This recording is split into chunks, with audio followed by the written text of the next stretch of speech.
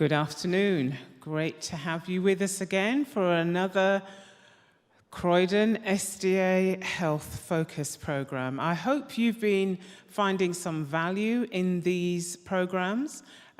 Today's presentation is entitled Weight Loss, the Full Factor, and we'll be having a Q&A after the program with the wonderful Valerie Kopotsha, who is a registered nurse and also a consultant.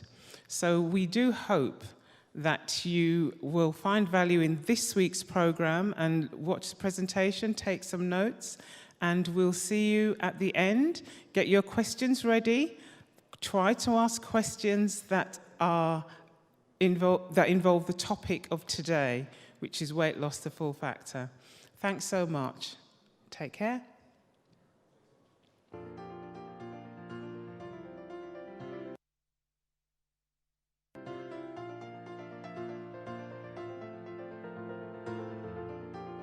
Welcome back, and this time we're going to talk about weight loss and how we can do things for our bodies that help us not only to have a clear mind, but also to shed the weight as we're trying to have optimal brain function. So let's begin with the word of prayer. Dear Father in heaven, I just want to thank you and praise you for all the blessings you've given us, Lord. We thank you for Jesus and his ultimate sacrifice on our behalf and his example of overcoming. And Lord, we ask for that same strength here as we look into these things and discover that you have given us the victory, Lord, and you want to have us walk in the light as Jesus is in the light. And so help us as we listen this evening and as we share, that your Spirit would guide us. In Jesus' name, amen. In Psalms chapter 103, verse 5, it says, "Who satisfies your mouth with good things, so that your youth is renewed like the eagles?" Isn't that a beautiful verse? It's telling us that God wants to put good things in our mouths, and those good things could renew our youth. Does that mean that there's certain foods that we can eat that can renew our youth? I think so. And I think it's a beautiful thing that God wants to renew our youth. A lot of times we think, oh, it's too late for me. It won't matter what I've done, the damage I've done. Nothing's going to help me. But this verse tells us that God wants to renew our youth with good things that he fills our mouths with. But you know, a lot of times we struggle making changes, right? We struggle because the flesh is weak. And God understands that the flesh is weak. In Hebrews chapter 12 and verse 11, it says this, "All chastening seems for the present to be not joyous but grievous. Yet afterward it yields the peaceful fruit of righteousness to those who have been exercised thereby," or to those who have been trained by it. And so what it's telling us is that discipline or chastening at first, when we're trying something new, it's a new discipline. It's something that our bodies aren't used to, our minds aren't used to. It's not in our habits, it's not in our routine. And so it just seems more grievous than it does joyous. But it says that if we continue to exercise this newfound pathway, that sooner or later we'll have the peaceful fruit of righteousness, right?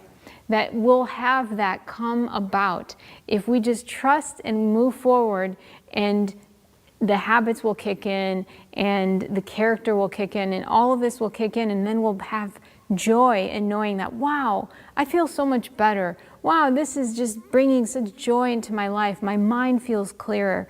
And so the Lord wants that for us. He doesn't want us to continue to wallow in, oh, this is just drudgery and I'm having a hard time. But he's giving us a promise that says, just look forward and you'll see that what seems to be difficult today will just seem like nothing to you later. And praise the Lord for that. So what lifestyle is the best? What's the best form of eating for us to overcome different diseases and lifestyle issues, or even weight loss. What is the best lifestyle? What's the best lifestyle to lower our cholesterol that helps us to optimal weight or reverse heart disease? And really, the only diet that has been proven to reverse heart disease is a low-fat, plant-based diet. And these studies were done by Esselstyn and Ornish, and they prove that you could reverse heart disease just by having a low-fat, plant-based diet, a whole food plant-based diet. And it proved that it can take away the plaque in our arteries and make our arteries more pliable as well, because as you age, and the things that you eat, they harden, and so it made them more pliable and got rid of the plaque that clogs everything up, and then that's where you get a heart attack from. So it's really neat that there is a diet out there, and isn't it interesting that this diet that science has proven now is the best diet for reversing heart disease is the Edenic diet. That we look back through the Bible and we see the Edenic diet is the best for having this body function. So yes, we see that this low-fat, plant-based diet helps lower cholesterol, helps get to an optimal weight, helps reverse heart disease, and also often reverses or lowers the risk for diabetes, lowers the risk for dementia and Alzheimer's, lowers the risk of cancer, and sometimes reverses cancer, lowers the risk of depression, and it enhances quality of life overall. And Chad's going to come up now and share with us some more things about how we can implement this diet, this lifestyle, into our daily life. Maybe you've heard of body mass index, or BMI. And BMI talks about, it takes into account your height and your weight. Now, it's not a perfect measurement, because somebody could be very strong and very muscular and have very low fat, but could be overweight. So it's not a perfect example, but in general it works, because most people aren't massive bodybuilders, by the way. But if you're a massive bodybuilder, it may be a little bit different. But that also may not be one of the healthiest things in the world, to be massive and even a bodybuilder. It could hamper, it could make you be more likely to get cancer because of high levels of protein. But we're not talking about that specifically right now. But let's look through since the 1870s. Here's a chart that gives us an idea of the BMI. Now, to give you an idea, you say, well, I don't know what this means. But on the left side, it shows you numbers like 22, 24, 26, 28. Those are the BMI scores. Now, anything 25 and above is considered overweight. Anything below that is, a healthy weight at this point. And we look back and we see that basically sometime just after 1925, pretty much everybody was overweight. Not everybody, but at least it was averaged to be just overweight. Now, this is very interesting, right after 1925. So we've been struggling with weight for a while, but you look all the way back to 1870 and everybody was pretty much in shape. They couldn't eat, they weren't eating the same kind of food that we are today. And someone might be thinking, I'll bet it was the carbs. I'll bet you, they didn't used to eat very many carbs, and so that's why they were so much fitter. It's just the opposite. They actually used to eat more carbs and they were thinner. Strangely enough, people who eat the most carbs are typically the longest living people in the world. You say, Chad, that cannot be. We're going to look at it. Follow along with me. So let's look at the carbs. Let's look through the years. We see 1909. Back in 1909, people ate more flour, cereal, sweet potato consumption.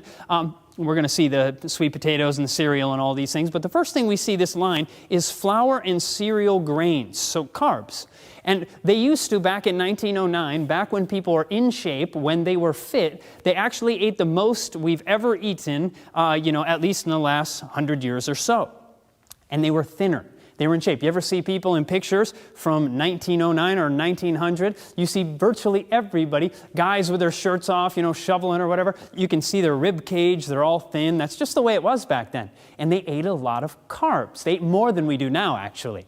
But you say, Chad, that can't be. We all know carbs make us fat. Well, it's not the whole carbs, the whole wheat and the whole flour and all these kinds of things. We're going to see it's the refined foods that are making people fat. You're going to see this after this presentation. You're going to see weight gain and weight loss in a way you've never seen it before. These things, I mean, it will just speak to you. The pictures you'll see for yourself. So then we look at potatoes. We eat a little bit less potatoes than we do back in 1909, and people think, oh, potatoes, they just make you fat.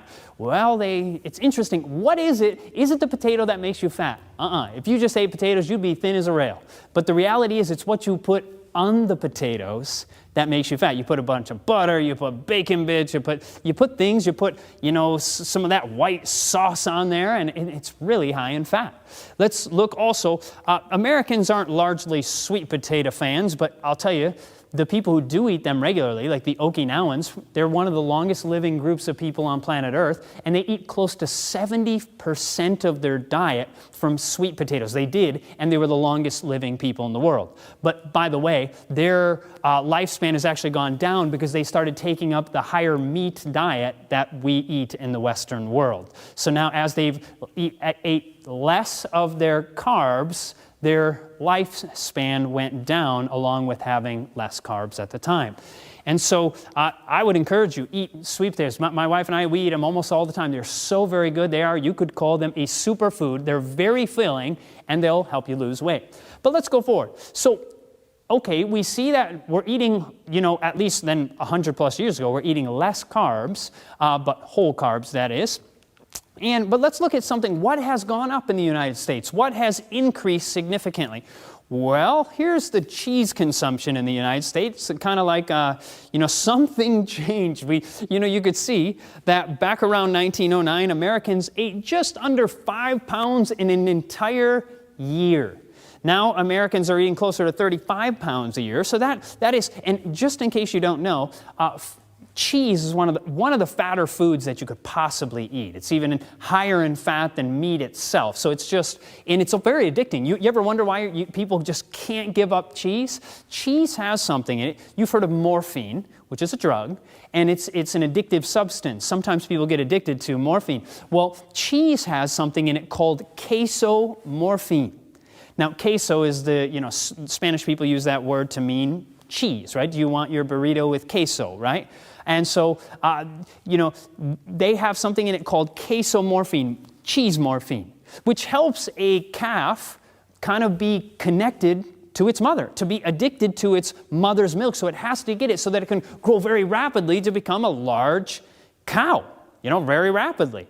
But the trouble is we eat this stuff, and it's like, yes, the cow, the little calf, he doesn't eat cheese, by the way, right? I mean, that's a product that has been, you could almost say, distilled. You brought it down. It's a refined food. And so you have a high level of that morphine, that casomorphine, and so people just can't give it up. Even though it's, kind of smells like stinky socks, right? But the reality is we can't give it up because it has this morphine in it, this casomorphine, so it's hard to give up. And so that's why they even call it in the grocery stores, they call it the cheese effect. People just come back for that cheese. You see cheese lovers, all these things. And so what else has gone up? Well, we think about this. In the United States, beef consumption has gone up since 1909. And so, but we're not as high as we were back in the 70s. So many times you've seen these charts where they show, we eat less meat and we're fatter now. We're fatter because of the refined foods. So I'm going to show you some things about this in a moment. So we don't eat more beef than we did, in the 70s, but we do eat more beef than we did back in 1909. Pork, they've stayed about, the same. It hasn't really changed all that much over the last 100 or so years. What has increased, though, is chicken. Everybody thinks, that stuff's phenomenal for you. But the fat content of chicken has dramatically increased. It is amazing how much it has increased over the last 100 years. We have made these little chickens basically little fat balls. They run around in their few foot cage, and now they have these bigger cages sometimes for them. But these chicken are actually very, very high in fat. We're eating way more chicken than we did 100 years ago. Turkey, yeah, we eat a little bit more, but we really aren't massive turkey eaters. That's, we think of the holidays. That's when people generally eat turkey. What's very interesting, the longest living people in the world, a group of Christians called Seventh-day Adventists. The Seventh-day Adventists, when you look at their BMI, their body mass index, it's interesting because not all Adventists, they don't all have to eat healthy. Nobody forces them. They can eat. So they've been able to be a good study. You can study them as a subgroup, and you can look at the ones who eat meat. And they, the regular meat eaters, they die the youngest statistically of the Adventists. Then you have the semi-vegetarians who eat meat and they die, they live a little longer than the meat eaters. Then the pesco, they live a bit longer. But then what you find is that the plant-based eaters live the longest statistically of these Seventh-day Adventist people. But what's interesting is when you look at their BMI. Now remember, everything 25 and above is what? It's overweight. And so what we notice here is the non-vegetarians, they're 28, so they're clearly overweight. So basically the Adventists, they're overweight. The semi-vegetarians are also overweight. They're at 27.3. The pesco-vegetarians, the ones who eat fish, they're also overweight, but not as much as the other groups. Then the lacto-ovos, those are the vegetarians. They're still actually overweight by and large. So your average Adventist who's eating any kind of animal products statistically is overweight. Very interesting. So you can be overweight and be a vegetarian. And that's actually very common. It's common for vegetarians also. The only group amongst the Seventh-day Adventists statistically that are not overweight are those who are plant-based eaters. And you're going to see why. It's almost impossible if you eat whole foods to actually get overweight. Now that's whole foods, not just plant foods, but whole foods. Because even refined foods can be bad for your body, for your brain, your health overall, even if they're vegan. And so we're going to look at this. I'm going to share with you what I call the full factor. The full factor. I'm going to show you something very interesting here. Now, this is a chart that gives you insight into what makes you full. Now, this right here, just to give you an idea, is roughly at the bottom of the stomach about 500 calories of oil. Now let's say you had those 500 calories of oil. Do you think it could olive oil, it could be any kind of oil. They're all about the same. Oil is the fattest substance on earth. Lard is not as fat as oil. Oil is the fattest thing you could possibly eat. And so if you ate these 500 calories of oil, which who would do that? But if you did, would it make you full? Not at all. You wouldn't even notice that you had almost had anything, except for it'd probably feel a little funny to just put oil in your belly. Now look at this. This is roughly 500 calories of pork. Then we look at this. At the bottom of your belly is about 500 calories of chicken. Now you notice that there's a bit more calories per pound in pork than there is in chicken. Now would you feel full with 500 calories of oil? How about 500 calories of pork? How about 500 calories of chicken? Now clearly you wouldn't. You'd still be hungry. And here is a fully plant-based diet without any oil added to it.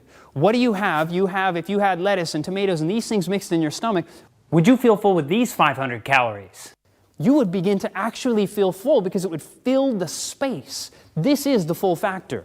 And we're going to show this. But remember, you say, okay, so are you saying vegan is healthy? I'm not saying that. You could be totally unhealthy and be a vegan. Many people go and they try being a vegan, and so they find out these are vegan. Yes, Oreos are vegan. Is that healthy? Absolutely not. It is a refined junk food, but it's vegan. So we're not talking about being vegan. We're talking about living a plant-based, whole food, healthy lifestyle. Eating these whole foods that are phenomenal for you, but things like, I think Nutter Butters are vegan, and there's all kinds of things that are vegan that are not healthy for you, right? Beer is vegan. That doesn't make it healthy, right? I remember when I first tried to eat plant-based, I thought this kind of same thing. If something was, fully plant-based, it was healthy. And so I ate this giant oatmeal cream pie. And it was totally vegan. And then I drank, somebody told me, oh, these are really tasty. This was a non-dairy creamer. And we looked at it and we're like, oh, it only has 3 grams of fat. So we thought, this is phenomenal. But I didn't notice there was something like 27 or 30 servings in it. So this is like 90 grams of fat in this thing. This is just totally fat. And so I'm eating this big oatmeal cream pie and drinking something that is like 30 servings. And at the end, I just feel sluggish. I don't feel good. My brain's not clear. And people think, see, that's not healthy. And you know what? That's not. I found out. I thought it was healthy to eat that way, but it's not at all. So what I'm going to show you is something that will change the way you look at food. And if you follow this, what will happen is you'll begin to feel better. Your taste buds will be changed in just a few weeks. And you'll start feeling better. Your youth will be renewed in most all cases like the eagles. It changed my life. I grew up eating junk food all the time. And when I began to eat this way, it revolutionized my life and my health. And my mental state also. So I'm going to give you an idea here. Here's the full factor. Here are 4 fig bars, roughly 280 calories. What would make you more full? Now, these are vegan, by the way. These are plant-based, but they are not whole foods, right? And so you could either eat 4 of these, or you could eat an entire, what is that? An entire cantaloupe. Think about that. You can either eat 4 of those. Now, what would make you more full? Well, obviously the cantaloupe. The cantaloupe has less calories than those 4 little things. Do you see? It is the refined food that is helping you to be overweight. That's what's keeping you stuck. And you say, yeah, but I can't eat but that cantaloupe, it's full of sugar, it'll make me fat. It could never make you fat. It cannot happen. And so you will actually lose weight. It is so calorie poor. There's not very many calories in fruits and vegetables. So you eat them and you'll slim down to a healthy weight. You'll feel phenomenal because your body will just be flooded with nutrition. Even eating fruit. Unless you're a diabetic, you do need to be careful. And, we've talked about that already. You do need to be careful if you are a diabetic. But if you will go to the veggies, and we'll talk about that more later, and you eat the veggies for a while, you can actually, in most cases, you can reverse your diabetes in very short order. If you have type 2 diabetes, that is.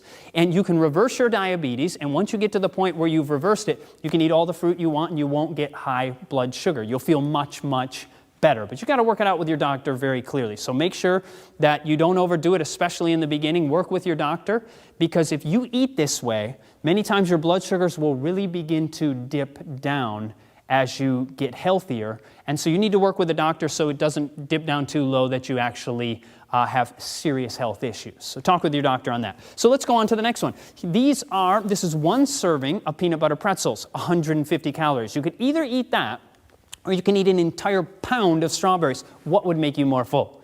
You get the idea. The whole food will help you to lose weight, get healthy, and get all kinds of nutrition. Let's go further. These are some off-brand Nutter Butters. Something like Nutter Butter, but it's the off-brand. Because I'll tell you, I had to go buy all these things, and I didn't want to waste money, so I just went to the dollar store. I wasn't going to eat them anyway. And so you could either eat 2 tiny little cookies, or you could have 12 ounces, just under 12 ounces of blackberries. What would make you more full? Well, obviously the blackberries would. Let's go on. What about M&Ms? This is 1 serving of M&Ms, 220 calories. If you ate that, would you be full? Not at all. But you could either have that, or you could have 2 large Honeycrisp apples. Now, what would make you more full? Clearly, the Honeycrisp would. You'd probably need a little bit more food than that. But the reality is those M&Ms are going to add almost no bulk to your stomach, so you're going to need more and more and more, and you're going to fill up with more food, and you're going to have so many calories that you're going to gain weight and be overweight. This is why people largely are overweight. And so, most Americans are overweight. It's actually an abnormality today to be in shape physically. That is abnormal. But the reality is getting back to these simple methods can help us become healthy once again. Here is something like Nutella. It's a hazelnut spread, but an off-brand. So you have here simply 2 ounces, just a little blob on a plate, and this is 210 calories. Now you could either eat that, or you could have over 3 pounds of cucumbers. Now let me ask you, which would make you more full, 2 ounces of Nutella or 3 pounds of cucumbers? There's no question. And someone may be thinking, Chad, but who on earth is going to sit down and eat 3 pounds of cucumbers? Nobody. We're not talking about that at all. You can mix and match the whole foods, and they will have so few calories, the weight will just shed off.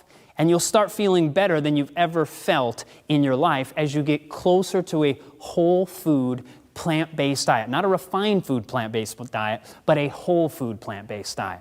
So let's go forward. Here is a small piece of cheese. This is a thin piece of cheese, just simply 2 ounces, 230 calories. Or you could have over a pound and a quarter of squash. 1.25 pounds of squash. Now, I mean, you'd probably be stuffed by the time you get to that, but you have less calories in that 1.25 pounds of squash. Do you understand? You're beginning to get the idea. This is why people are overweight. People think, oh, it's the carbs. It's not the carbs. You can be, if all you ate was fruit, you'd be extremely thin. But let's go on now. Here are 7 cheese sticks, 490 calories. Now, you can either have 7 cheese sticks or you could have 3 pounds of broccoli. 3 pounds of broccoli. What is going to make you more full? Now, clearly, you know, with 3 pounds of broccoli, you'd be stuffed. Nobody wants to eat 3 pounds of broccoli normally anyway, but you'd be full of nutrition if you did. But you'd mix and match these whole foods that God gave to us, and it will enhance your health. I've been surprised. I've been asking people about combos. Maybe you didn't grow up eating junk food like I did. To me, combos were a staple as a kid. You know, kind of pretzel filled with cheese. This is actually a bag of combos, and I'll bet some of you have eaten a whole bag of combos, and they're crazy tasty, right? But they're also extremely filled with, and they're vegetarian. I mean, they're not vegan per se, but they're vegetarian. And so these things this is 6.3 ounces. Not very much. I mean, it's only, 6 ounces, that's not much. You could either eat that, 840 calories, or you could have 6.5 pounds of watermelon. Now, I'll bet you could not, if you wanted to, eat 6.5 pounds of watermelon, right? You just couldn't do it. But the point is, it would fill up your stomach. What makes you more full? It is the whole food that has all of the nutrition in it, and it has fiber also, and this enhances your gut-brain connection. All of these plant foods, as you have that whole fiber, all the nutrients mixed in there, you have the neurochemicals, the neurotransmitters actually in the plant foods that help you to be happier. They help you to feel better. They're all right there in that food.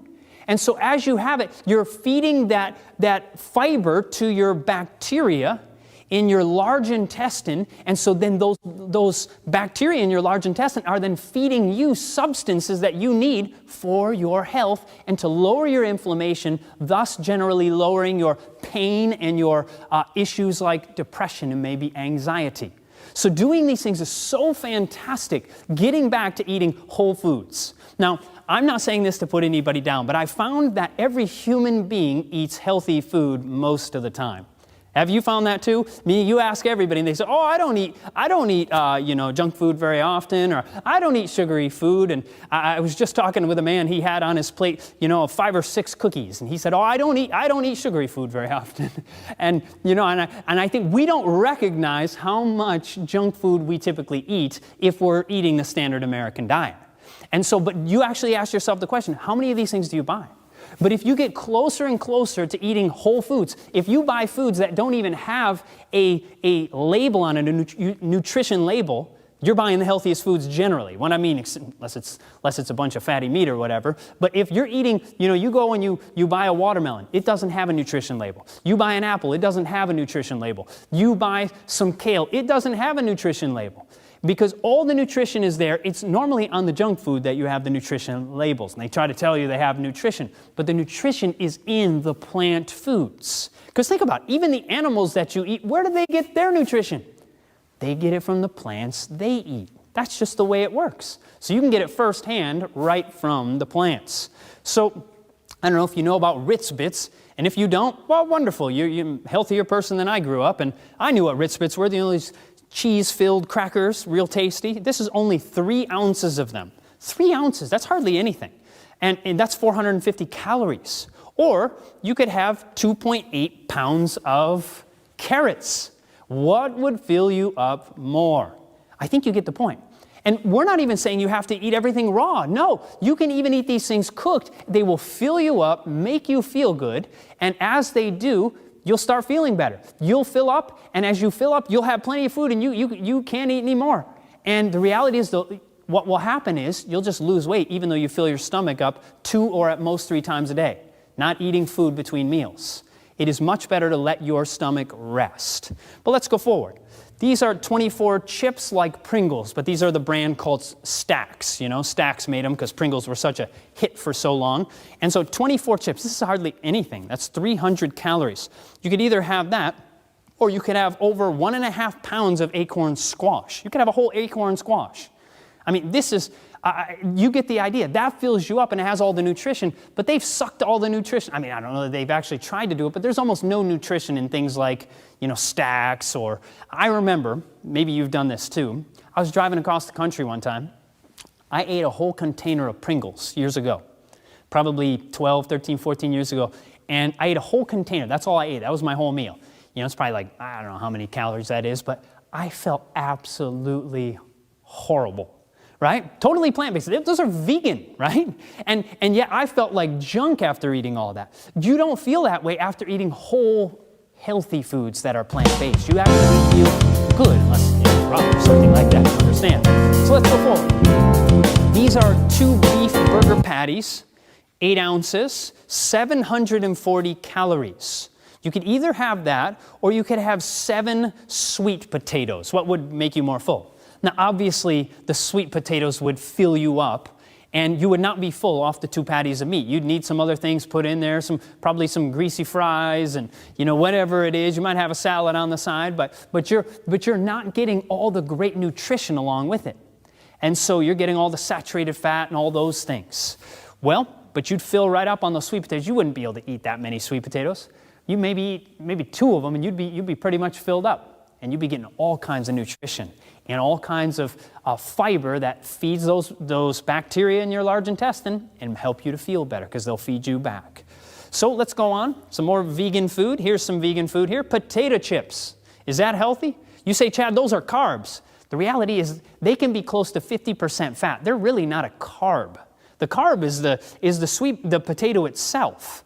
But even the potato itself won't make you fat. It is impossible for a potato to make you fat unless you put other things on top of it, as I've already said. So here's 750. This is only 5 ounces of chips. 5 ounces. You could either have that, or you could have 18 red potatoes. You're never going to eat that many red potatoes at a meal, right? And so you see, you think it's the potato that makes you fat. It's not the potato, it's the potato chip that makes you fat. The refined food with a bunch of oil added to it. And you're going to see as we go on. Now, I used to eat these things, and I began to get pain, which seemed to be a gallbladder problem. My grandfather died of a gallbladder surgery. My grandma had gallbladder surgery. I think my aunt had it too. And so I was getting this problem that every time I would eat some of the real fatty foods, I'd start getting pain up here, And one of the doctors I was interviewing for a documentary, she said, if you don't want to lose your gallbladder, she said, you want to cut out the oil and all this fatty food. I did, and guess what happened? It just went away. And then I started, as I cut out the oil, cut these things, I started having so much energy like I've never had in my life. I felt like running all the time. And, which I enjoy running, by the way. And so it was such a blessing to me. I'm actually glad I went through that experience. But I used to eat these things regularly. It seems like every night almost, I'd eat a bunch of these plantain chips. These Trader Joe's plantain chips. Totally plant-based, but they're filled with oil. And so 6 ounces of them are 840 calories. They are totally packed with calories. But look, this is 6 ounces, 6.4 more ounces of just one simple plantain. And it only has, 200 calories. It's not the plantain, the carbs in the plantain that make you fat. It's all the refining that you've done and adding the oil to it that makes you overweight. This is what's making us overweight. So we're talking about the full factor. Notice this one. Here is 1 serving of Kit Kats. You know what Kit Kats are, don't you? You know what they are. I think you do, right? And they're tasty little things, the crunch in there and that chocolate. But that's 210 calories in a tiny little bit of Kit Kats. You could either have that. What would make you more full? The Kit Kats or 2 pounds of asparagus? Now, clearly those 2 pounds of asparagus would fill you up and you'd be just filled with the nutrition, right? You see what's making you overweight. To give you another idea, here is 2 ounces of mayonnaise, 188 calories, just about the same amount of calories as 2 pounds of asparagus. See, people put the mayonnaise on their bread and they say, the bread made me fat.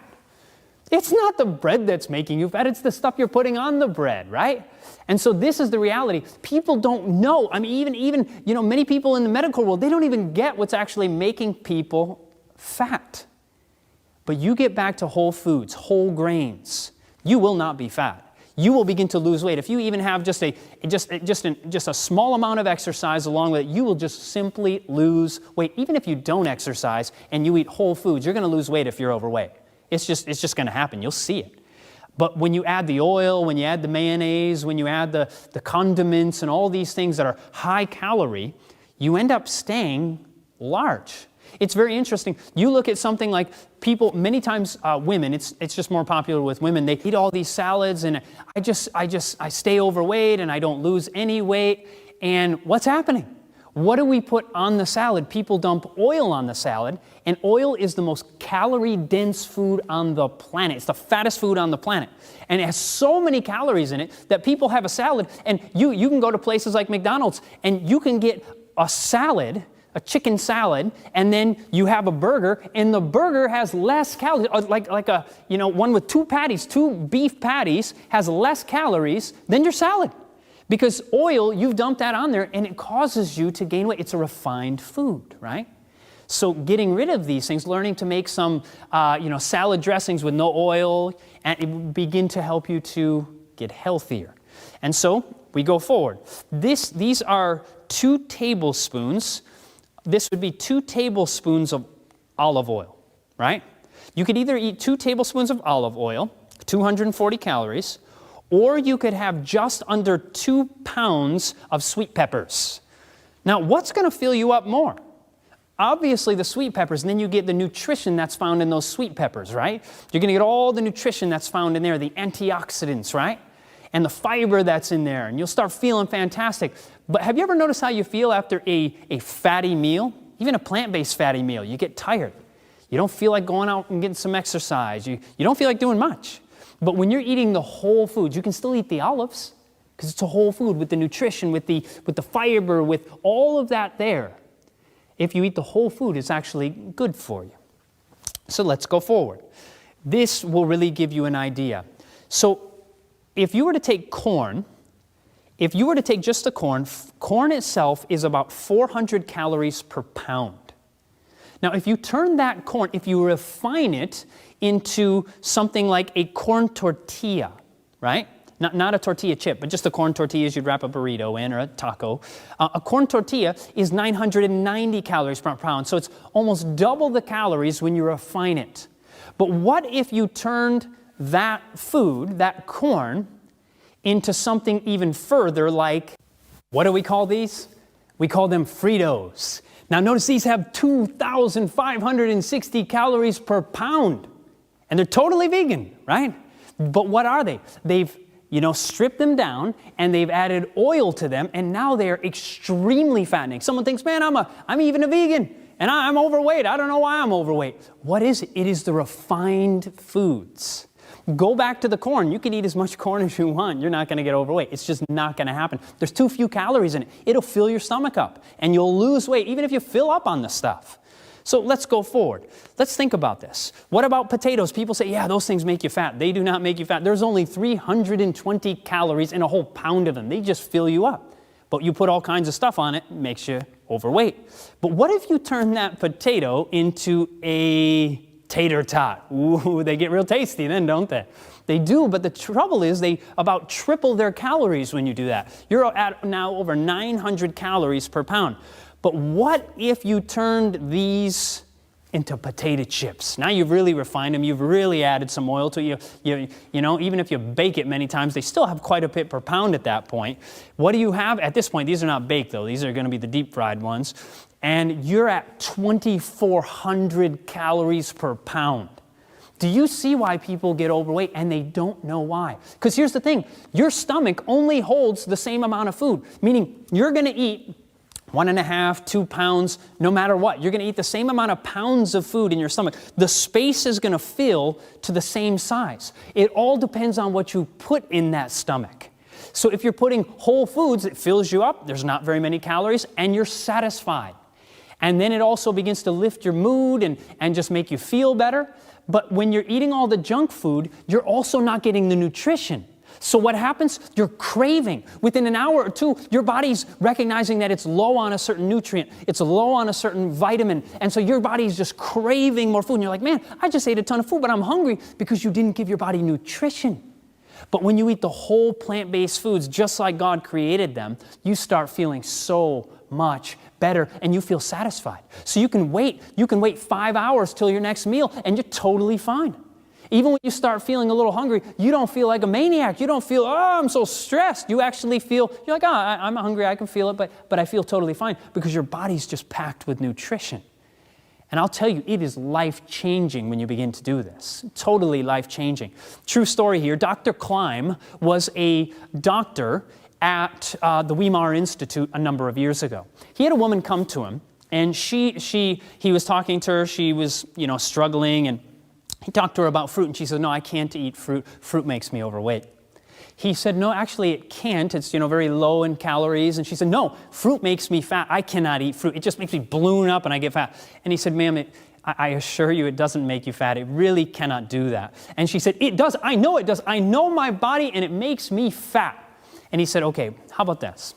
He said, how about we do a test? You go home and you can actually eat this weekend. It was a Friday. He said, you go home and you eat as much fruit as you want. And you come back here on Monday and we'll weigh you and we'll see how much you've gained, And she was, excited about this because she was going to prove him wrong and she was going to go home and eat all kinds of fruit. So she did.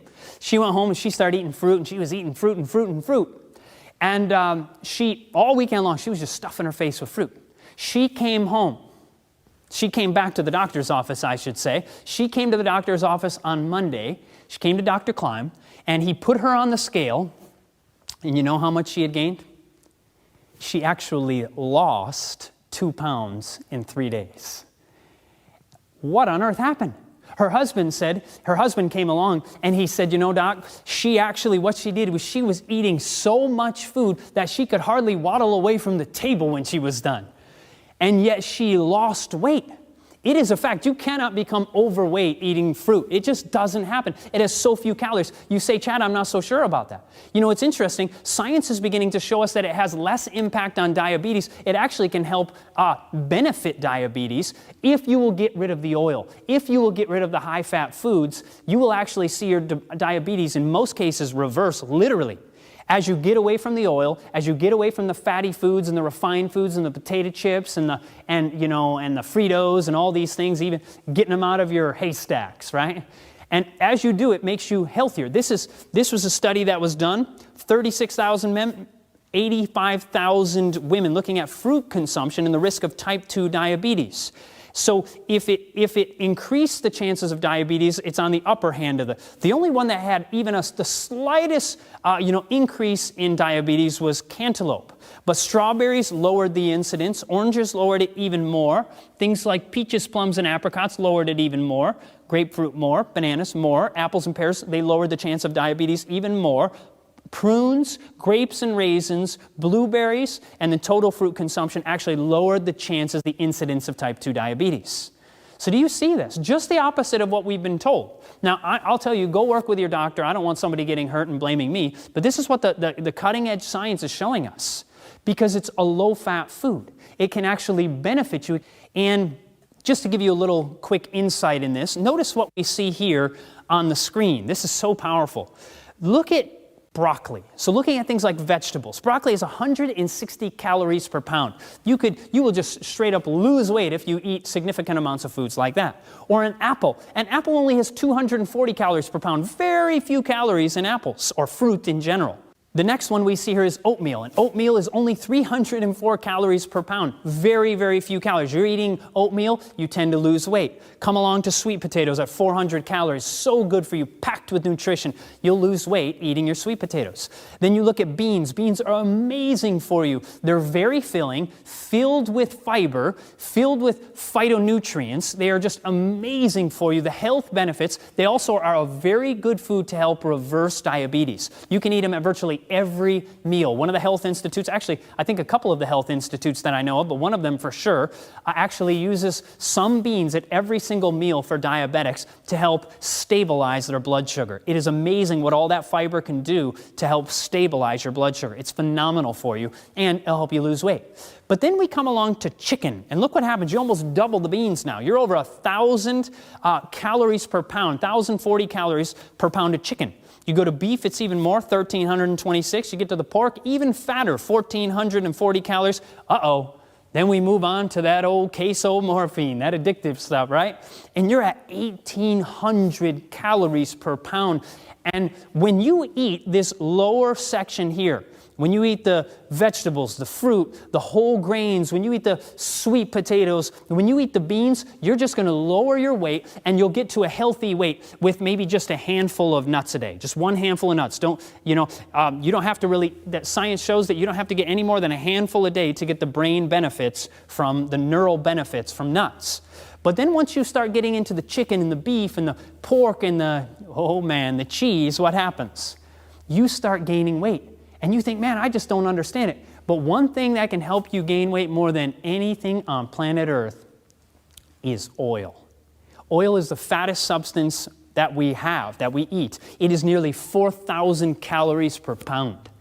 Now, nobody eats a whole pound, obviously, but you don't even notice just a few ounces adds hundreds of calories to your meal. It doesn't add almost any space to your stomach, so the stretch receptors don't fill out. But when you're eating those whole foods, your stomach is stretching out and you're full, but you add some oil in and it's making you bigger, but it's not really giving you much of the benefit. You could get the same benefit from eating the olive, from getting the handful of, walnuts. You can get all the benefits you need from that rather than getting the refined foods. So we see these things here. We see very clearly that we have different foods that either cause us generally to be more overweight, or we have foods that will just keep us healthy, happy, and they'll give our bacteria all the food they need so they can give us all the nutrition that we need. Here's another chart showing us the same thing, the 160 calories for the broccoli, 240 for the apples, 304 for the oatmeal, then the sweet potatoes 400, then we come up to the beans at 544, but then you come up to the chips, you get the tortilla chips and you're at 2,400 calories per pound. You can eat those chips and you get overweight. That's why you say, but Chad, what am I going to do with my haystacks or my taco salad? Well, you could instead of putting at the bottom of it all the Fritos and the super fat food that might keep you stuck in that rut of being overweight and unhealthy, what could you put there? You could put brown rice. Then you're getting the fiber, the nutrition, and it will help you to lose weight. And so then, but what about nuts? Well, nuts do have benefits to them, but if you're eating a ton of nuts, you could struggle with weight also. So the science shows that getting about a level handful a day will give you the benefits that you need, and they're not going to be causing the extra weight gain. So you can get that added benefit by eating a level handful of nuts. But once again, if you're eating oil on a consistent basis and you're overweight, I'll tell you, many people go on these diets, these high oil diets, and they're sluggish, and a friend of mine was on one recently, and he was on this to try to reverse some of his skin issues, and I said, is it helping? And I figured it wasn't, and he said, no, he said it's getting worse. People on these just vegetables and oil and doing this over and over, and they notice they feel worse and worse, and so they think they need to do this more and more, and we're going to find this is not what we need. We need to get closer to God's original diet.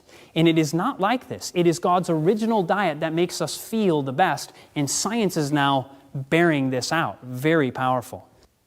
Now I want you to think about this. When you get back to eating this way, closer to the Edenic diet, whole foods, and what happens is you'll slowly get to the point where it will change your taste buds. You'll start feeling better. Your mind will become, stronger than it has maybe in years, clearer than it ever has been potentially. You have energy like you have never had. As we said, God can satisfy your mouth with good things so that your youth is renewed like the eagle. So I want to challenge you to start getting back to a plant-based diet. Begin to make that move. We're going to tell you about a great cookbook that will help you out and give you some more insight into how to do this maybe on a little more of a practical idea. But I want to challenge you, give it a try. Start eating more. If you're not diabetic, start eating significant amounts of maybe fruit more, but cut back on the oil. Because if you don't, you'll notice some negative side effects. We'll talk about that more and when we come back, finding out how it can actually benefit to lower the oil so your body can uptake the energy that it needs and not clog up your cells with all the fat. So we're going to see that as we come back, but I want to challenge you. Try eating maybe some more sweet potatoes. Maybe find some of the vegetables that you like. Start with the ones you like. and work with those, and then maybe over time try something you've never tried. And you notice after a while your taste buds will start, you'll start noticing things. You'll say, that's amazing. So I want to challenge you to give it a try. You can do it. Don't give up. Start the process. You don't have to give it all up in a day. This is a process. Maybe say I'm going to go two meals a week, where I'm going to let go of my meat products, and over time make it 3 meals a week, and then 5, after a while you start noticing, man, I always feel so much better after those meals than I do with those other ones, and it tastes so good anyway. And over time you start getting to the point where you realize, and then you start gaining all the benefits that come with it, and you say, you know, maybe I'll just put these things away. So I want to challenge you, start making some progress, try a few things, maybe choose a meal or 2 a week to do it, or even start thinking, hey, what are some of the meals that I already have that could easily become a plant-based meal that I already like? Give it a try, think about it, and we'll come back and we'll share with you some more. Let's close with a prayer. Heavenly Father, thank you for the opportunity to look at these things that you've given us. You've given us plant foods. We've done all kinds of things to them. We have scientists figuring out ways to make us addicted to them. But Father, I pray that you would help us to get back to the foods that you have made, that we would find the benefits to our health, that our youth would be renewed like the eagles, that our minds would become clear, that many of our degenerative diseases would begin to reverse, and we would say, wow, look what God has done for my life. I pray that you'd give us the victory in Jesus' name. Amen.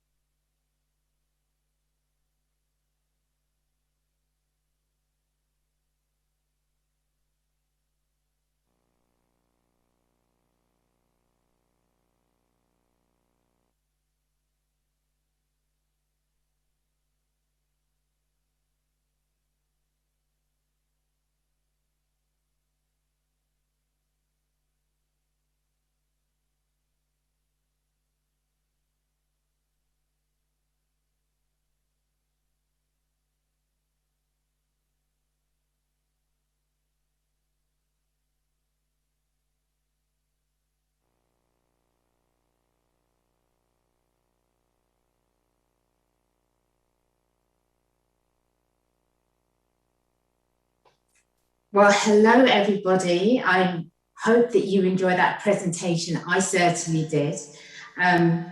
It's just really interesting to think about the impact that the diet that we eat can have on our minds and on our bodies. Today, we're focusing on weight loss, the full factor. But before I answer any of your questions, I just want to let you know that the information that is provided by the church is not intended to be a substitute for any medical advice. So if you're diabetic or you're under any other treatment from your doctor, please seek medical advice first before making any changes. That aside, I'm really eager to take some questions. So I'm looking forward to the questions that you want to ask. And I shall do my best to answer them. Okay, Val, the first question we've got is, you can get some really nice sweet grapes. Although it is a whole food, can you eat too many, and will this put you at risk of diabetes? Okay, that's a great question. So absolutely, grapes are a whole food, but there is this expression that you can still have too much of a good thing. And what the person who asked the question said, that grapes have a lot of sugar in them. So if you are a diabetic person, there are actual guidelines given to you. You can find them on about how much fruit to eat. You can find this in the UK from, I think, diabetes.org. But if we look at the NHS website, there's actually guidance on what constitutes a portion of fruit.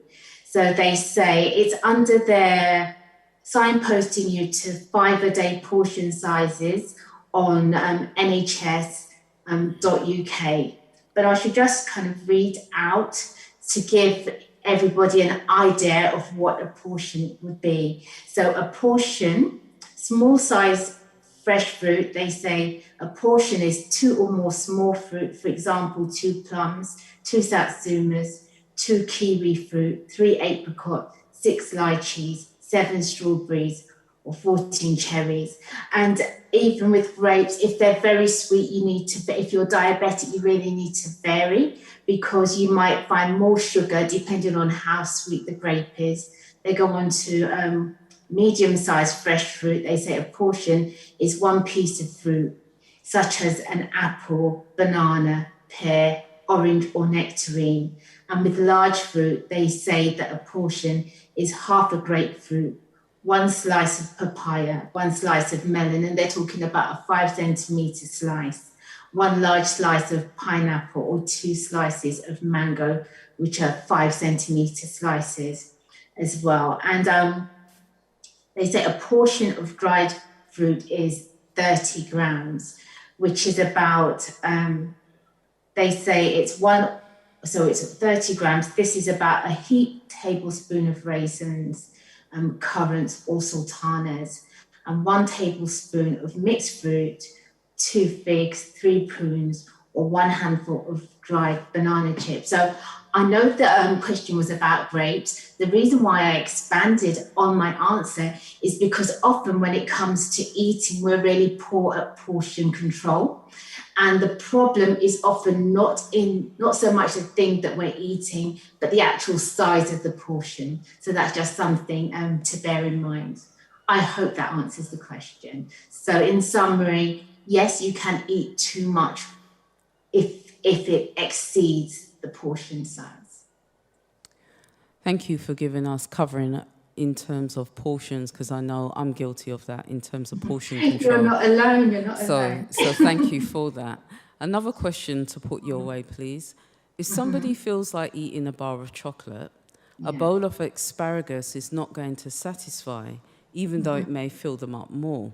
Yeah. Question, what alternatives can satisfy the taste buds instead?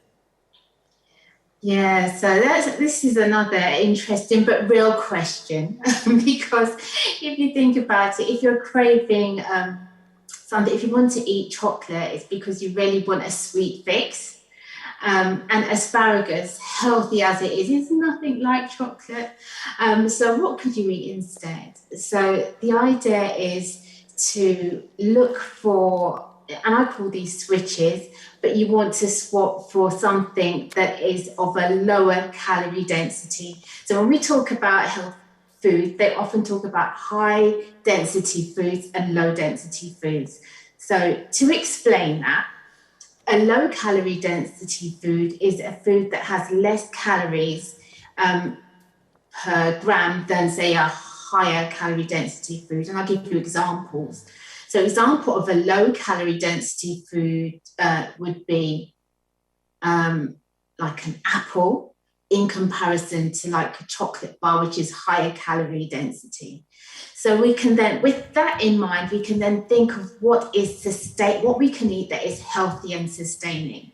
We know that if we are, if you have a craving, you want something sweet. So say like if you have some apple, if you're not, and I'm giving an example of something, if you're not allergic to nuts, clearly if you are, we can talk about different things. So if you eat an apple, if you have like half an apple and you put like a teaspoon of peanut butter with that, then you get the sweetness is satisfied from the apple. You also get some protein from the peanut butter. So that can help to hold you. The other combinations could be like, what I always say is prepare to be hungry. So if I'm going out to work, what I do is I make sure I take my food and I take something healthy in case I feel peckish. So one example that I gave already is like peanut butter and apple. Another healthy snack could be you can make some oats up we call them refrigerator oats. So you can mix some oats with some raisins, some either coconut milk or nut milk, and leave it in the fridge overnight, so that when you're going out, you can take that with you in a little portion of that in a pot, so that if you feel like something sweet, you can eat that. You can eat a banana, you can sprinkle chia seeds on it. Chia seeds are great because they're high in omega-3. They're also very satisfying as well. So when you eat chia seed, what it does is it expands in your stomach and it gives you that kind of feeling of fullness as well. So that's another potential swap. And this, I've got a swap here. It's not necessarily for a sweet fix, but a nice to know thing. So like if you have cut up some vegetables like carrots and celery, you can eat that with some hummus. You can take that as a snack as well. So the reason, and I'm going to step back a bit, and I hope I've still got everybody with me. The reason why we get the kind of the craving for something sweet is because we're experiencing a drop in our blood glucose level. That could be one thing. Another reason why we crave it is sometimes people crave sweet things when they're just stressed and they want something sweet to eat as well. So that's another real reason. So if we've got something that we can substitute that is as close to us or closer to us than the chocolate bar, we win every time. So I hope that's given you some examples. And also another thing that's come to mind, you can make some really healthy cookies with oatmeal and raisins and apples and things like that. And you can have those as snacks just in case you feel hungry, so that you can have something healthy instead of going to the chocolate bar or to the crisps, because they are just so tempting. So, thank you, Val. The next question is, I noticed that various meats were mentioned in the video. How does fish compare in terms of calories? So I say that in this video, they were talking about promoting a plant-based diet. So fish, although the video was not promoting the eating of fish, I'm going to answer the question like this. They say that fish is potentially lower in calories than, say, the meat, but with everything else, it depends on what you cook, how you cook it. So if you're going to deep fry the fish, then that's clearly not going to be a healthy substitute. But I do know that if you're eating fish, probably better to steam it than to fry it. And there's also research about the benefits of oily fish in terms of omega-3 fatty acids, but they're also vegan substitutes, things that also contain omega-3, such as walnuts, chia seed, flaxseed, to name a few. Excellent. In the video, let me just go back a little bit. This one's in relation to apples and nuts. The person asked the question, I have allergies toward apples and nuts. What can I use instead? Oh, instead of apples and nuts? Is this regarding the snack that I mentioned, or is this just a broader... I think this is a broader question. They're saying that they've got allergies towards apples and nuts. Okay, but God is so wonderful that he created a world that is just so full of variety. And I know that sometimes people say, well, eat apples because they're low glycemic index fruit.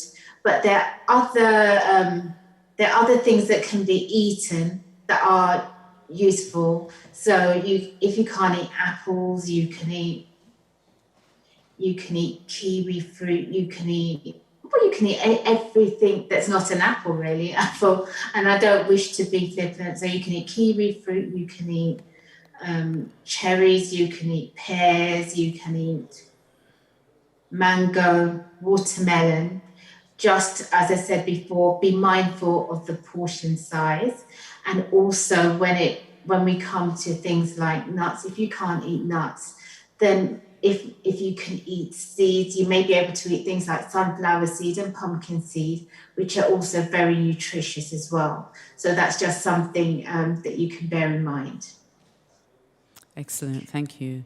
On the video, Brother Chad mentioned about oil, and the question that has been put forward is, oil was mentioned as unhealthy. Does that include your coconut oil as well? So this is how I will answer that question. So my stance on oil is this: avoid deep fried foods and things like that. So is coconut oil unhealthy? Not necessarily, but with all of these things, it depends on how much oil you're using. Remember when I spoke about fruit, I talked about portion control. So a little bit of coconut oil in your cooking is less damaging than other oils. But the idea when you're cooking is not to use a lot of oil, full stop. So avoid deep fried foods. And if you look at, I'll give you an example. My grandmother used to, and I still love it to today, used to cook plantain. But the way that my grandma used to cook plantain often was she would fry it in a lot of coconut oil. And it would come out, and to my taste bud, it was delicious. But as an adult, when I'm thinking about it, I'm thinking that's probably not the best way to go about it. So now, if I want to cook some plantain, I slice my plantain. I'd probably just lightly grease my baking tray, and I will bake my plantain slices in the oven. That way, it tastes almost the same way, but you don't have the oil in it. So my answer is think of creative ways to reduce the amount of oil that you're using. And also when it comes to using oil, we have to be mindful that some oils are not great for high heat cooking. So if you're cooking anything and the oil is smoking, that's not the way you want to use your oil. But some oils that do better under moderate heat would be like avocado oil and also coconut oil, but avoid your pot smoking. Okay? Excellent, thank you. Okay, the next question is, what advice can be given on reducing visceral fat when mobility is limited? Okay. So we're talking about losing fat when you can't move a lot. Now, I love this question, and I'll tell you why I do. I love this question because we focus so much on what we eat. We don't focus a lot on when we eat. So the advice I'm going to give you now has been an absolute game changer in my life. So what you want to do is restrict the amount of time. And remember I said at the beginning, if you're diabetic or you have any other health concern, please speak to your doctor about it. But if you, so I'll give you an example. So they say over 50% of adults, they did some research, over 50% of adults are eating for more than 15 hours a day, which means they get up in the morning, they might have like a milky drink about 6, 7 o'clock, and they eat all the way through to about 8, 9 o'clock in the evening, they're still eating. The way to reduce visceral fat is to limit your eating window. Some people call it time-restricted eating. They might call it intermittent fasting. So I'll give you an example of how this works. So first of all, we know that we should sleep for at least 8 hours a night. So that's 8 hours that you're not sleeping. We know that about 2 hours before you go to sleep, you should have your last meal, because it's not great to go to bed on a full stomach. So that's now 10 hours that you're not you haven't eaten anything.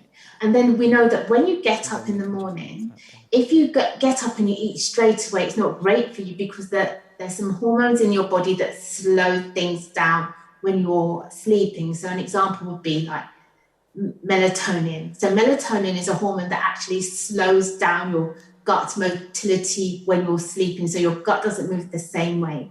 And also we know that when you're sleeping, that your gut is actually repairing itself.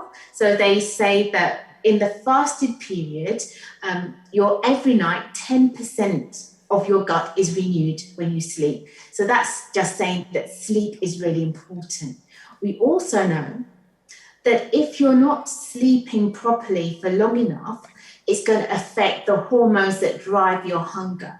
So the hormone that drives your hunger, you have a hormone called ghrelin that drives your hunger. So it tells your brain that you need to eat, then you go find food.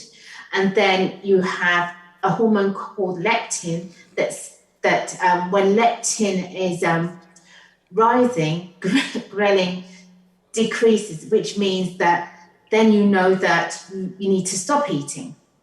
So if you're not sleeping, you've already thrown that completely out of sync, and you will be eating too much. So one of the best ways to decrease visceral fat is to, number one, get 8 hours sleep, at least a night. Number two, don't eat 2 hours before bed, and also leave at least 1 hour after waking without eating food. And then we also come back to what we were talking about in terms of calorie. Eat foods that are of a lower calorie density, which means to eat whole foods. So by whole foods, we're talking about your pulses and your grains. And if you're going to eat rice, eat brown rice, eat quinoa, eat sweet potatoes. And also, when you look at your plate, think about the quantities of the different foods that you're eating. So as a rule of thumb, when you're eating, half of your plate should be vegetables, and then a quarter of it should be protein, which would be your pulse or your nut loaf, and then the next quarter of it would be your carbohydrates. And the other thing I would say as a caveat, if you've got a very large plate, get a smaller one, because your brain doesn't realize that it's a smaller plate. When you're eating, you'll just feel full anyway. Try it and then let us know if it works, but it really does work. So yes, so if you're not that mobile, get good sleep, eat whole foods, and look at the portions on your plate. Make sure that half of your meal is vegetables. And I'm talking about like steamed vegetables and salads. Don't put loads of mayonnaise and things on it like that, because that will just kill the benefit of it off. And also be mindful not to graze all the way through the day. So eat your breakfast and then have some time between your breakfast, your lunch, and your evening meal, so you're not eating all the way through. Because if we graze all the way through, what happens is that our blood glucose just the glucose in our blood, the available glucose in our blood stays high, so the body doesn't have to go seek energy from the stored fat in your body. Okay, so that was a really long answer. I hope it's answered the question. If it hasn't, please ask a clarifying question and I'll be happy to shed further light. Oh, Valerie, I've got to go back to IKEA and get some smaller plates now. But anyway, I did. Dear, I'm going to have to get some smaller plates. Okay, moving on to our next question. What is the best way to consume oats and potatoes? Well, that's the best way to consume oats and potatoes. I'm thinking, okay, can I start with oats then? Yes, please. Let me start with oats. So the best way to consume oats is you need to either cook them or soak them overnight, because there is a protein in a lot of grains that has slipped my mind, that can cause problems with digestion. So you want to soak. So I can give a quick recipe as I'm talking for some overnight oats. So what you need is about a cup of oats. I use gluten-free oats because I try to stay away from gluten. You don't have to, but my body, I'm not allergic to gluten, I'm sensitive to it. And when I eat a lot of bread and things like that, my joints hurt me. So anyway, because I'm so youthful. But that's stories for other days. So 1 cup of oats, about 2 cups of any plant milk. So I would either use almond milk, or you can use the coconut milk in the packet as opposed to the tin coconut milk. About a 1/4 cup of you can put raisins if you like. Grate an apple into that. Now I'm going to shock you. Put a cup of grated carrots, a teaspoon of some like cinnamon, and if you can eat nuts, about a 1/4 cup of like walnuts just crushed up. Mix it all together in a container, put it in the fridge, come back in the morning, and you've got some lovely refrigerator oats that are easy to digest as well. So that's the idea. So that's when I'm talking about soaking overnight, you can do it that way. But oats are really good, and you can use it in vegan cooking to bind. So you can use oat flour sometimes instead of egg. If you're making like a nut loaf and it's not sticking together, you can put oat flour in there for that as well. And also we can make like ordinary porridge with it as well. So that's just, put it in a smoothie as well. So there's just different ways that you can use oats. But when I'm putting my oats in my smoothie, I soak my oats overnight before I blend it up. It's just easier to digest that way. And I think some ideas, potatoes? Yeah, potatoes. So, was it potatoes as well? Yeah, wasn't potatoes, it? yeah. Yeah. The best way to consume them. Best way to consume them. So it's interesting because there's this, people talk about, sweet potatoes are beneficial because they're full of nutrients as well. But, we also do eat the Irish potatoes as well, or they're called Irish potatoes, English potatoes. You know the one that I mean. Sometimes you can get them, the red-skinned ones, and you get the white-skinned ones. So me personally, I think not fried is my first answer. Although things fried often taste a lot better. That's why they make chips. Don't fry them, steam them, bake them. And you can make things that don't even look like the way that we would usually eat potatoes with them. Like you can make a flatbread with sweet potato and buckwheat flour. You can make flatbread with it. You can use them to make people who hail from the West Indies and probably other places I know, but certainly in Trinidad we make something that we call pone, where you grate the sweet potato. But when I make mine, I don't put any sugar in mine. I would sweeten mine with dried fruits instead. So there's so many things, so many versatile ways of cooking. And I will say, as a plug for our plant-based cooking class, if you want more ideas on how to use these things, join us on our plant-based cooking classes, which is on the 3rd Thursday of every month.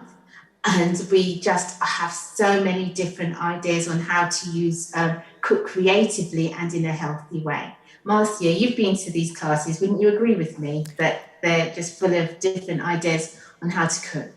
Oh, yes. I like the topic when we had on the sweet potato.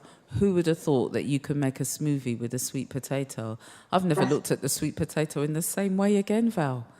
I tell you what, life is full of interesting revelations, isn't it? Oh, yes. Oh, yes. So I would highly recommend, guys, those of you that got an interest in cooking, Val's your lady, come along.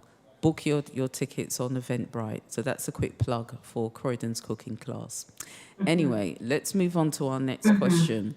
This is in relation to vitamin B12.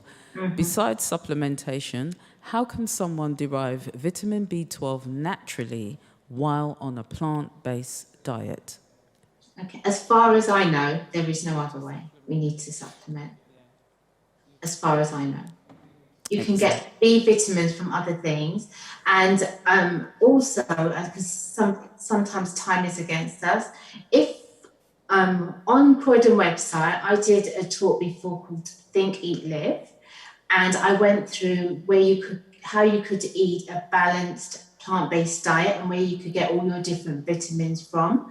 So it would be a good idea if for further clarification on good sources of B vitamins, check that out on the website as well. Excellent. Thanks, Val. This question, the person wants to take you back where you mentioned about the NHS website. So the question is, you mentioned the NHS website expressing what constitutes one portion of fruit. Can one eat 5 portions of the same fruit to obtain their 5 portions in one day? And the example they've used is 5 portions of different mangoes. Listen, I would like to say yes, but the answer is no. And the reason why no is with the 5 a day, you want variety as well, okay? So if all our different fruit and vegetables have different levels of different nutrients in them. So when we vary, we get a better balanced diet.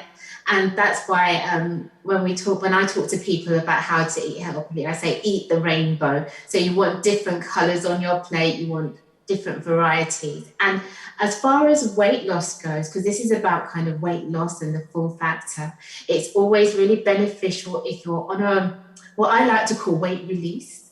If you're on a weight release journey, the reason why I call it weight release is because they say when you lose something, you try to find it. We don't want to find the extra weight that we've lost. But when you're on a weight release journey, it's better to eat more vegetables than fruits, even though fruits are great for you. Absolutely, absolutely. But if you are obese and you're really wanting to manage your weight, then you want to be eating more vegetables than fruit. Still eat fruit, but eat more vegetables than fruit until your weight is closer to what you want. Okay? Okay, turning back to the humble coconut.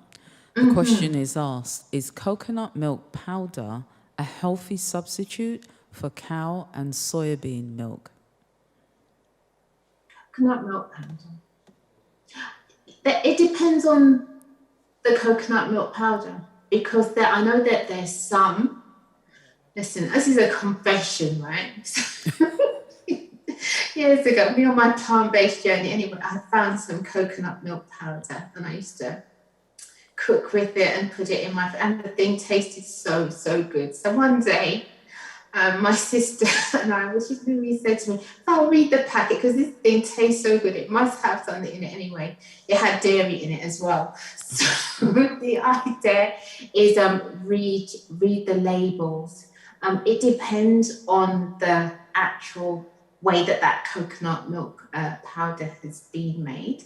There's some healthy alternatives that you can use. There are also some that when you read the label, you'll find that they've got added sugar and other flavorings as well. So what the idea is to eat food as close to normal as is possible. So that's my honest answer. I do know that there is you can get packet coconut milk that you can purchase in the supermarket, and it's near to the almond milk and all the other milks that you can get there as well. Oat milk. On those aisles, you can also find coconut milk that you can use.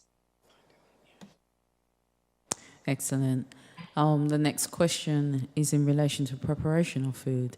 Is the air fryer safer than a microwave oven? I would imagine, I don't have one. I said that when we did our cooking class this month?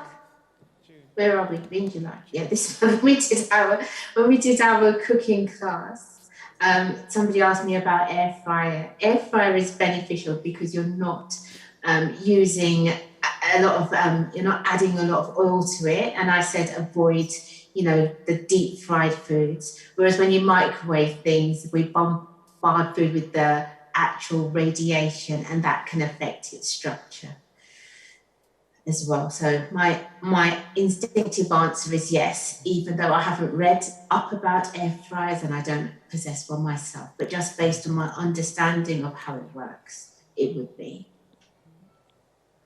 Okay, next question's in relation to calories. Can eating below the recommended daily calorie intake, but only 1 or 2 small to medium-sized meals a day, still lead to weight gain?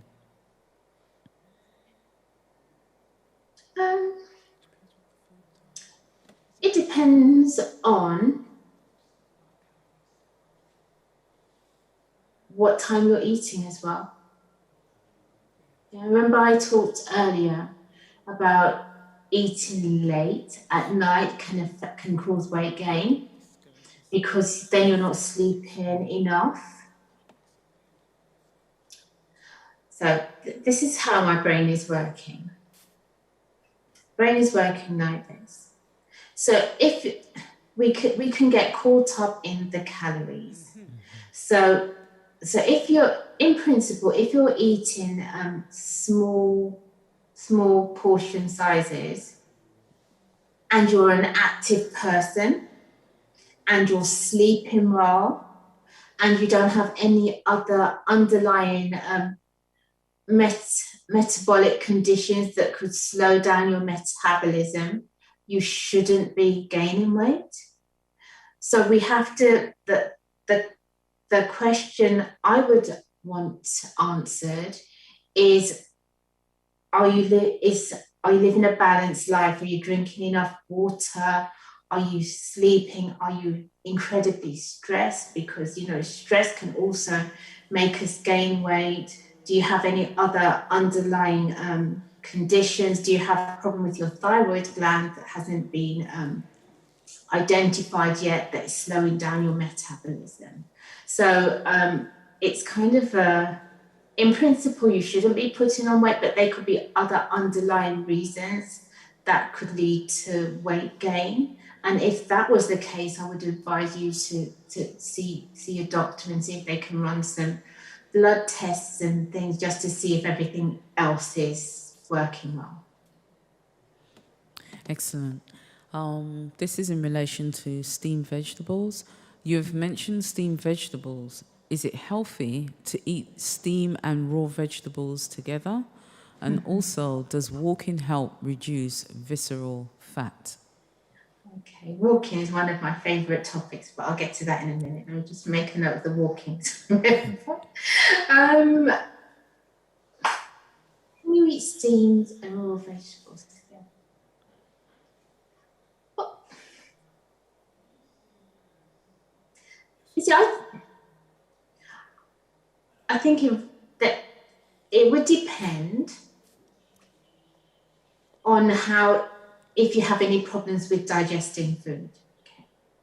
So there's some people who have problems with digesting food. They might have conditions like, I don't know, diverticulitis just comes to mind. Or they might have kind of very sensitive stomachs, whereas they can't really tolerate eating raw vegetables, but if you steam them, they become more digestible.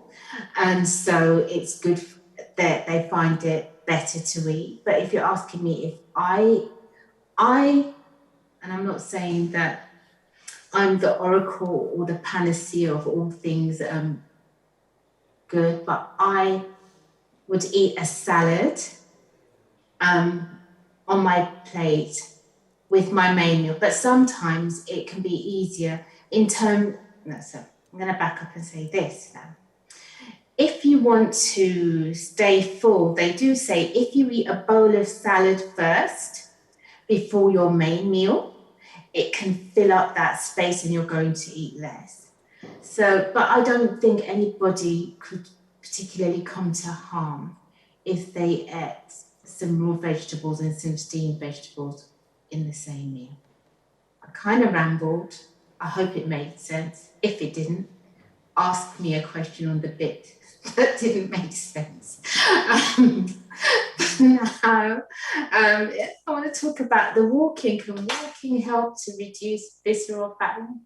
Walking is a marvelous exercise. God made our bodies to move. And one of the problems with this modern Western world is that we sit down too much. We don't move enough. So if you can get out and stretch your legs, walking is great. But it's great not just for fat reduction, it's great for the other benefits that it has. So we know that when we exercise, we increase blood flow to the brain, so it helps us to stay mentally sharp. We know that exercise is great at keeping our muscles healthy. And we also know that as we mature, because if you've been on the cooking class with me, you know I don't like to use that word old. So I talk about being mature. As we mature, our muscles tend to decrease. They call it, I think it's called sarcopenia. So we get a reduction in muscle mass. So when we're walking, then we're helping to keep our muscles active. And also it's great for bone strength as well. But what I will say, the definition for obesity is when calorie consumption is greater, calories consumed is greater than calories burned, leading to increased adiposity, which is increased body fat. So walking is great, but if you're eating loads and loads and loads, if you know when you walk, you don't really burn up unless you walk really far and very often, it will not mitigate overeating. So if you're eating a well-balanced diet and you're walking as well, fantastic. But if you're overeating and thinking that a quick 30-minute walk is going to set it right, you will be sorely disappointed. Valerie, thank you so much. That's all the questions that we have for you today. You did a wonderful plug for the online cooking course, and your questions, your answers to the questions were very thorough. So thank you so much. I know that you've educated me once again, and I know I've got to go to IKEA first thing tomorrow morning. Get smaller plates. Get some smaller plates, yeah. Oh, listen, Marcy, it's been a pleasure. I just really want to, just in terms of some key points from this whole presentation, the things that I've been talking about today, that I'd really be delighted if the take-home message is eat whole foods. So as far as possible, when you're looking at something and you don't understand what it's come from, and if there's absolutely no relation to it, it's probably not a whole food. So eat whole foods. And also get your sleep.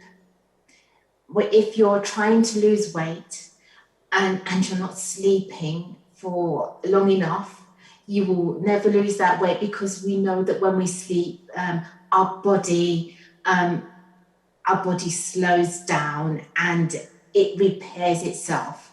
And also, if we could have that period, as I said before, think about it. You sleep, stop eating at least 2 hours before you go to sleep. Try and get about 8 hours sleep. When you get up in the morning, don't dive straight into eating.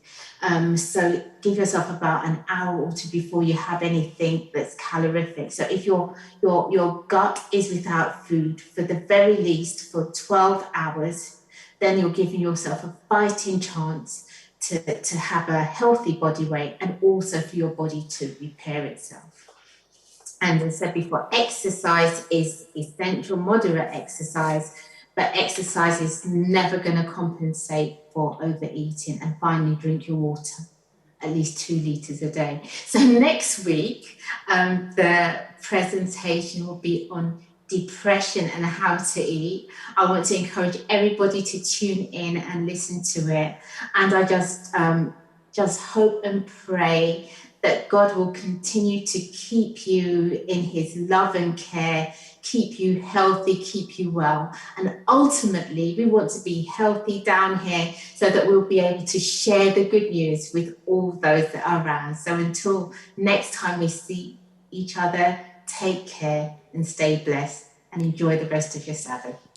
Could I ask you, Valerie, if you could just close out this session with prayer, please? Certainly. Dear kind and ever-loving Father, we are so grateful to you for life. Oh, it is a priceless gift. And we just want to pray, Lord, that as we continue to live, that you will help us to take charge of our appetites and help us to really align ourselves to you. Father, we know that you only want us to prosper and be in good health. That's your wish for us. So, Father, as we continue on life's journey, I pray that you will give us the things that we need to just stay centered and to be temperate in all that we do.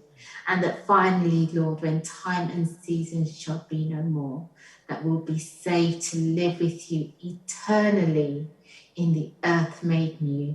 Amen. Amen.